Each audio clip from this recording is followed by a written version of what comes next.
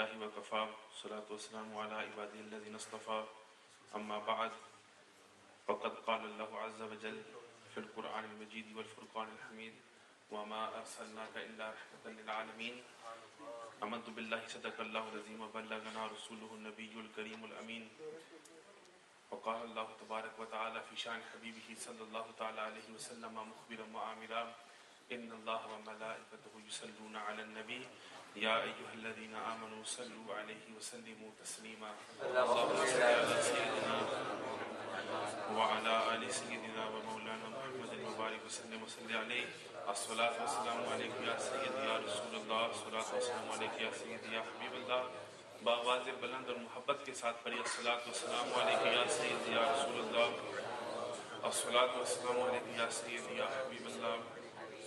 میں یقین رکھتا ہوں کہ بار بار آپ درود شریف پڑھنے کے فضائل بھی سنتے رہتے ہیں علامہ صاحب سے اور دیگر حضرات سے، تو اس کا تھوڑا عملی نمونہ بھی دکھائیں اور محبت کے ساتھ اس قدر درود شریف پڑھیں کہ یہاں سے ہم پڑھیں اور آقا ہمیں مدینے میں سنیں. الصلاة والسلام علیک یا سیدی یا رسول اللہ الصلاة والسلام علیک یا سیدی یا حبیب اللہ الصلاة والسلام علیک یا سیدی یا شفیع المذنبین وعلی آلک واصحابک وسلم علیک یا خاتم النبیین.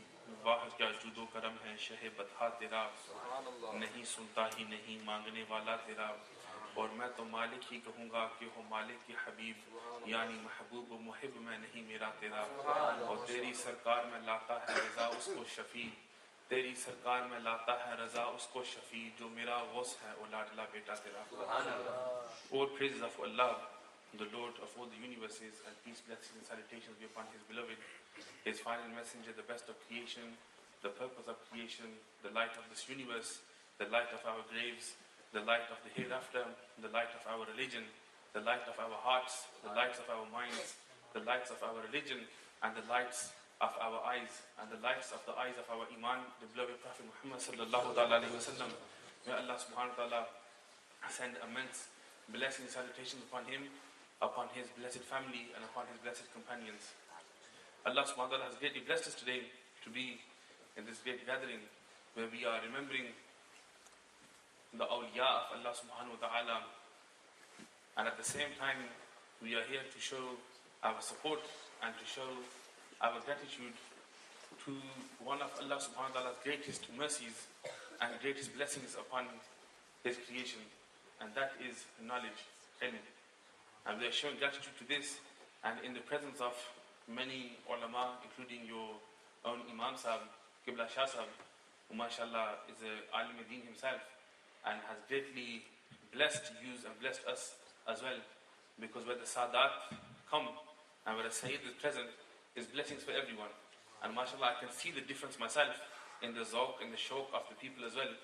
The difference between when Shah Sahib was not here and where Shah Sahib is here now. So may Allah subhanahu wa ta'ala give Shah Sahib and his work more blessings and give him the ability to continue in his hard work for the deen and for the maslak haqqa ahl sunnat wal jamaat. And may Allah subhanahu wa ta'ala all give us the ability also to try our level best to propagate the true deen and to propagate our aqaid. And the only aqaid are those aqaid which are the aqaid of the maslak haqqa ahl sunnat wal jamaat.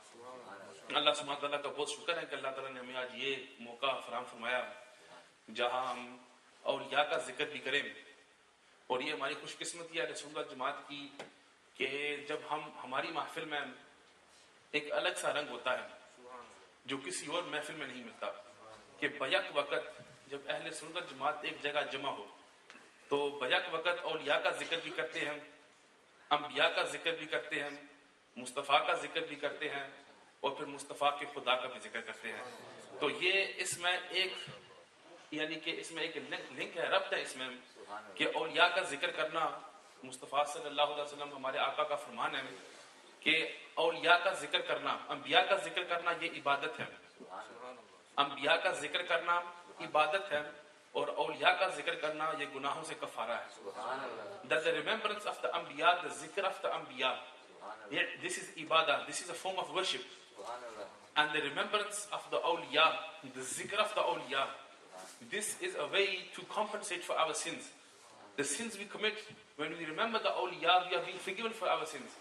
So how Allah subhanahu wa ta'ala has greatly blessed us, the Ahlul Sunnah wal Jamaat, that when we are sitting in the mahafil as such, کہ جب ہم ایسی محافل میں بیٹھے ہیں تو ساتھ میں انبیاء کا ذکر بھی کرتے ہیں, نیکیاں بھی لکھی جاتی ہیں. جب اولیاء کا ذکر بھی کرتے ہیں تو وہاں اللہ تعالیٰ ہمارے گناہوں کی معافی کرنا چاہتا ہے. یعنی یہ دیکھ لیں کہ ہماری جماعت کی کتنی خوش قسمتی ہے, how greatly blessed we are that we are sitting in such mahafil, in such gatherings, and at the same time we are receiving rewards, at the same time our sins are being forgiven as well. اور یہ کسی یعنی عام ولی کی نہیں, اولیاء یعنی اولیاء کے بھی یعنی کہ مراتب ہیں. تو اس میں یعنی عام اولیاء بھی ہوتے ہیں, ابدال بھی ہوتے ہیں, افراد بھی ہوتے ہیں, اوتاد بھی ہوتے ہیں, اقطاب بھی ہوتے ہیں, تو پھر غوث بھی ہوتے ہیں. اور یہ کوئی ویسے غوث نہیں, غوث العظم یعنی قطب الاقطاب, یعنی کہ جو تمام اولیاء کے بادشاہ ہیں, تمام اولیاء کے بادشاہ. کیا سر بات آگے بیٹھ نہیں پلیز, سادات کو آگے بیٹھنا چاہیے. ہماری سرپرستی فرماتے ہیں تو جہاں سید بیٹھا ہو تو اس کو ضروری آگے بٹھانا چاہیے. یہ ہمارے لیے جو جانے میں کوئی سید ہے اس کو آگے بیٹھنا چاہیے. تو یہ آدمی کی تعظیم نہیں ہوتی, لیکن جو اس کے رگوں میں خون ہے اس خون کی تعظیم ہے, کیونکہ ان کے رگوں میں سرکار کا خون ہے تو اس خون کی تعظیم ہم کرتے ہیں. تو جہاں میں بات کر رہا تھا, when I was speaking that the awliya, in the awliya there are different stages as well. You have the normal awliya, then you have the abdal, the afrad, the awtad, different many ranks. And then the highest of awliya are the Ghous. And then the king and the master of all the Ghous are the Shaykh Abdul Qadir Jilani radiyallahu ta'ala anhu, who is Ghous-e-Azam. As the Ghous radiyallahu ta'ala anhu, when he was mentioning in his Qasida Ghosiyah about his karamat and about his miracles which he had presented throughout his life in front of his students, but one of the things which has the Ghaus Pak radiyallahu ta'ala mentioned himself, that what took him to the stage of a Qutb, to the rank of a Wali of Allah, which rank he was at the highest station of the awliya, which thing took him to that stage. And as the Ghaus Pak radiyallahu ta'ala himself relates, not to go into too much detail because of the lack of time, that the Ghaus Pak radiyallahu ta'ala says that knowledge, I studied knowledge so much, to that extent that because of studying this knowledge, Allah subhanahu wa ta'ala made me his friend, made me a friend of Allah subhanahu wa ta'ala, made me a wali, made me a qutb. This is mentioned, Allah ta'ala made me a qutb. Why? Through studying the deen of Islam, and then teaching this deen. So we can see here that the Ghaus Pak radiyallahu ta'ala anhu, who we call our master, and who is the master of the awliya, and then if you are to say that he is our master, and then to say we believe as the Ghaus Pak and we follow as the Ghaus Pak, we must follow this sunnah as well. And in our Yami Sharifs and in our programs that we do, we speak about the miracles of Hazrat Ghaus Pak. For one is the greatest thing of Hazrat Ghaus Pak, which he told us himself, was the deen, the knowledge of deen. And to this extent, that Hazrat Ghaus Pak radiyallahu ta'ala by him is a famous, mentioned a story about him, just to see the maqam of the ilm of Hazrat Ghaus Pak radiyallahu ta'ala anhu, that once they were sitting in a majlis where thousands of tulaba and ulama and people were sitting from the awam, and Qari Quran stood up and read the ayat of the Quran, and after sitting down, the Ghaus Pak stood up and he started to give tafsir of the Quran, of that ayat. And Muhaddis Ibn Jawzi was also sitting in the same majlis. He was a great Muhaddis of his time as well, and he was sitting in that same mahfil. And as the Ghaus Pak stood and started to give tafsir of that ayah, and he gave one, as the Ghaus Pak gave one tafsir, two tafsirs, 3, 4, 5, 6, 7, 8, 9, 10, 11 tafsirs as the Ghaus Pak gave after one ayat. Now tafsir is a commentary. یعنی تفسیر یعنی کہ کسی آیت کی شرح, اس کی توضیح, اس کی تفسیر یعنی وہ بیان کرنا. تو حضرت غوث پاک نے اس آیت کی 11 تفسیریں بیان کر دی. تو محدث ابن جوزی جو اپنے عظیم محدث اس وقت کے, انہوں نے ذہن میں سوچا, بات ذہن میں آئی, لبوں پر نہیں آئی لیکن ذہن میں آئی کہ یہ جو 11 تفسیریں حضرت غوث پاک نے بیان کی ہیں, یہ 11 تفسیریں تو مجھے بھی آتی ہیں, تو پورا زمانہ ان کا نام لیتا ہے, میرا نام بھی کوئی لیتا نہیں, نام ان کا لیتے ہیں. جو 11 تفسیریں انہوں نے بتائی وہی 11 تفسیریں میں بھی جانتا ہوں, تو اس میں کیا بڑی بات ہے. تو یہ بات محدث صاحب کے ذہن میں آئی اور دل میں آئی. تو ظاہر ہے حضرت غوث پاک جو ولیوں کے بادشاہ ہوتے ہیں وہ دلوں کی رازوں کو بھی جانتے ہیں. تو حضرت غوث پاک نے اس وقت سمجھ لیا کہ اس آدمی کے ذہن میں کیا ہے. تو پھر آگے فرمایا کہ اے محدث, جو میں نے ابھی تفسیریں بیان کی ہیں یہ عام لوگوں کے سامنے بیان کرنی والی ہے. اب میں بتاتا ہوں کہ تفسیر کیا ہوتی ہے. حضرت غوث پاک نے 11 تفسیروں کے بعد اسی آیت کی 5-10 کی بات نہیں, نہ 15-20 کی بات, اسی ایک آیت کی 11 تفسیروں کے بعد مزید حضرت غوث پاک نے 40 تفسیریں بھی بیان فرمائی. So after 11 تفاسیر حضرت غوث پاک mentioned another 40 تفسیر. تو پھر اس وقت کے یعنی کہ جو اس وقت کے حاضرین تھے انہوں نے لکھا کہ یعنی کہ جو عوام تھی ان پر اس قدر وجد دار ہو گئی, یعنی اس قدر کہ انہوں نے اپنے جو احوال تھے وہ کھو گئے, اور لوگوں نے اپنے کپڑے پھاڑنا شروع کر دیا, یعنی کہ they became out of control so much to the knowledge and extent and the deepness of that tafsir and the knowledge of Hazrat Ghous-e-Azam. So now we see that when we say we are the followers of the awliya, the teachings of the awliya are very simple. To take out the me, this thing we have in ourselves, to take this out, the ghurur, the takabbar, to take this out ourselves, but also the importance of knowledge is compulsory upon every person who says, I follow the sunnah of the awliya. And all the awliya which have come, they have all emphasized on knowledge. If we see after the Sahaba Ikram, all the awliya put together, they cannot meet the dust on the feet of the Sahaba Ikram. This is our aqidah, that the Anbiya, after the Anbiya, the states of the Sahaba Ikram, and no wali of Allah can reach the states of a Sahabi. But amongst the awliya, all the awliya which have come, they have all extremely emphasized on the importance of the search of knowledge, to study knowledge, then to teach the knowledge. And not only the awliya, but the Messenger sallallahu alaihi wasallam himself said, خيركم من تعلم القرآن وعلمه. The best of you are those, the best of خيركم, the best of all of you people, सबसे बेहतरीन आप में से वो लोग हैं जो कुरान का इल्म सीखें फिर उस कुरान के इल्म को आगे सिखाएं. The best of you are those who first search the knowledge, who learn the knowledge of the Quran and then teach this knowledge to others, progress this knowledge out. They are the best of you.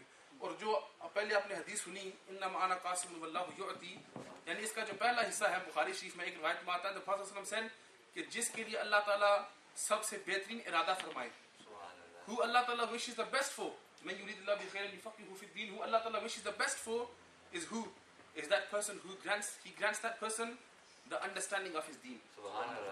یعنی اس کی دین کی فقاہت, who Allah Ta'ala wishes the best for, یعنی کہ جب اللہ تعالیٰ کسی کے لیے سب سے بہترین ارادہ بنائے تو اندازہ لگا لے کہ ماں باپ اپنی اولاد کے لیے اچھے ارادے بناتے ہیں, یعنی بزرگ اپنے یعنی چھوٹوں کے لیے ارادے بناتے ہیں, لیکن جب خدا اپنے بندے کے لیے اچھا ارادہ بنائے اور سب سے بہترین ارادہ, تو خدا کی نظروں میں سب سے بہترین وہی ہے, اور سب کے لیے سب سے یعنی بہترین ارادہ وہی ہے, یعنی جس شخص کے لیے اللہ تعالیٰ اپنے دین کی فقاہت اس کو عطا فرما دیتا ہے. He gives him the understanding of his deen. So this is, and also the deen جو علم ملتا ہے ہمیں, یعنی یہ جو حدیث کا حصہ اور اگلا حصہ جو پہلے بھی ہم نے سنا انما انا قاسم واللہ یعطی, کہ مصطفیٰ نے فرمایا کہ اللہ تعالیٰ عطا کرنے والا ہے.